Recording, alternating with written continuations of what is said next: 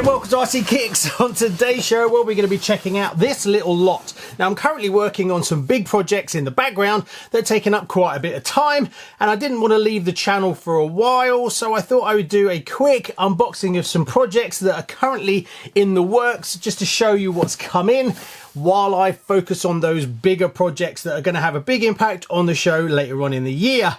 Not only that, but I'm also doing a full stock take. Yes, every single RC that I own has to be put into a database so I can track it. I've been putting it off for ages, but I thought I would twin it with a full collection video. Yes, I'm going to be releasing another video on everything that I've got in the RCKicks collection. Now, I did this video about a year and a half ago, and quite a lot's gone and quite a lot's come since then.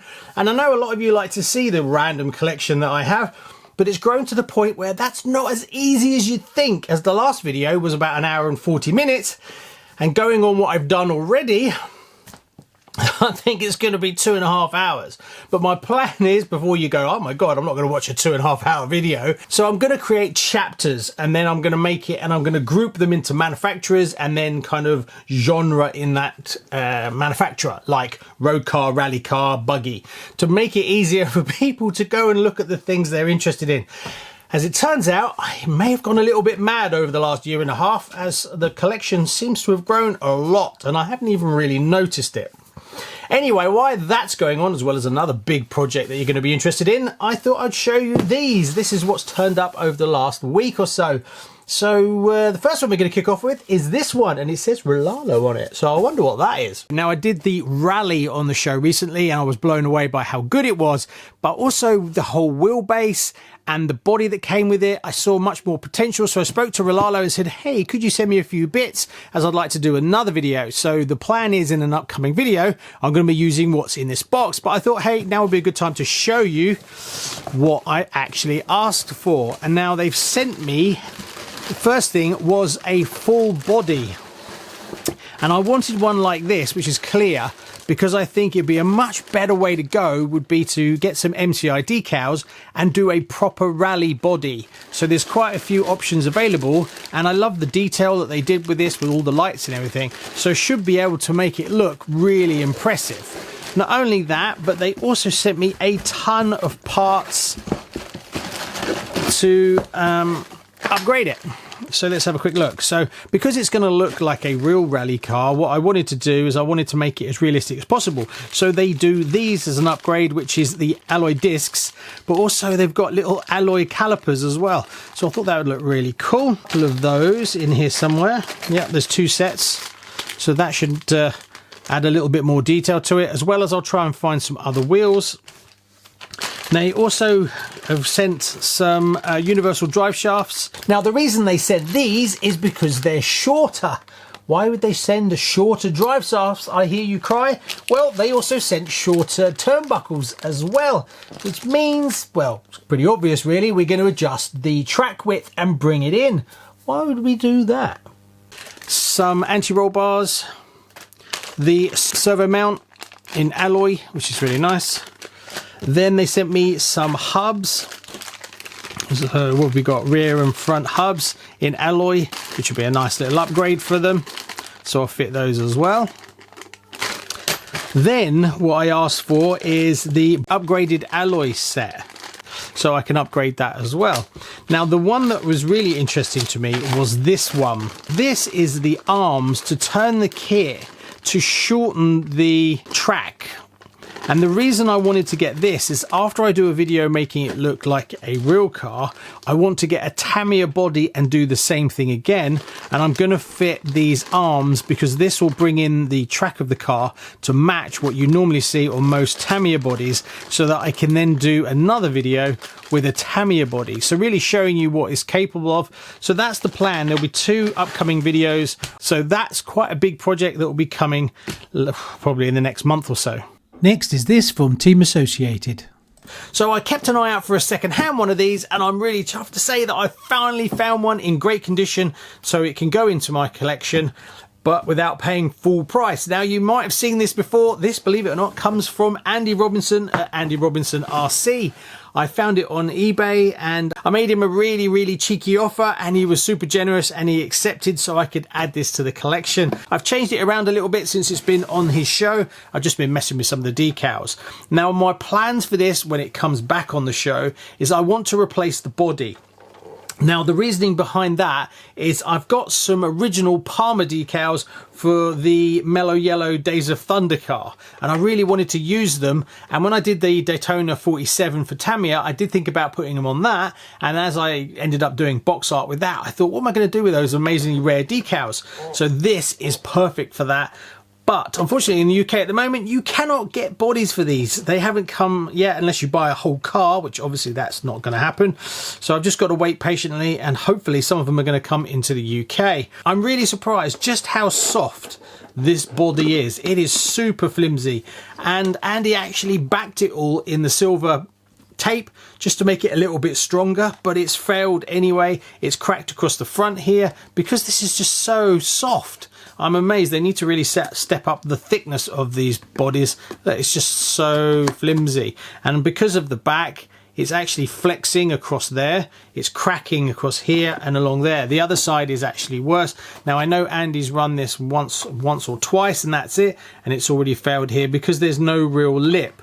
So my plan is, if you look at this where the arch is cut out as per the body, my plan is I'm going to cut it out much smaller to try and make it a little bit stiffer along there to give it more rigidity. But really you definitely want to back these anyway, especially if you're going to drive them at all. Even handling it and changing the decals on this one, it flexes it like crazy and it's just not going to last. So it's a shame that Team Associated made these so flimsy. Now if there's any other body that would be better, let me know, as I do hope that we're going to get some spare bodies for this in the UK, but if we don't, I may have to come up with something else. But that's the plan. So when this comes back on the show, you will see it when I do a body replacement for it. The actual car comes with electronics already. Andy was kind enough to leave all the electronics in it. So it's got a servo ESC in it, hobby wing, and the motor, it's got a brush motor in it. I'm not sure which one it is. I'll just have to take it out and have a look. I'll probably end up putting a vintage one in there at some point. And I need to sort the steering out because it doesn't have the servo horn or it doesn't have the turnbuckle, but I've got loads of them, so that's easy to do.